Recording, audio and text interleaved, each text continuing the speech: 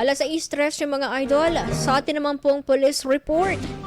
Dating magkasintahan, nasangkot sa umano'y kaso ng pang-aabuso sa San Fernando City, La Union. Para po sa detalye ng police report na yan, alamin natin kay Idol Rona Raka.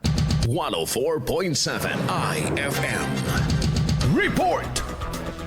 Mabilis na nakarating ang mga kapulisan pangrespondihan ng itinawag na umano'y kaso ng pang-aabuso sa isang babae sa San Fernando City, La Union. Ayon sa investigasyon ng pulisya, isang 33 anyos na babaeng entertainer mula Quezon City ay umano'y inaabuso noon ng kanyang dating kasintahan na nakilalang 48 anyos at residente sa nasabing lungsod. Sa inisyal na investigasyon ng otoridad, tinungo ng lalaki ang babae sa kanyang pinagtatrabahuan nang tangkaing tumakas ng babae. Dito naman naabutan ito ng lalaki at sa kanya binato ng kanyang cellphone at pinagmumura. Dito na itinawag sa 911 hotline ang kanyang katrabahong insidente na agad ding narespondihan ng pulisya. Mula rito sa IFM Dagupan, ito si Idol Rona Raka, Tatak IFM. IFM News. IFM News.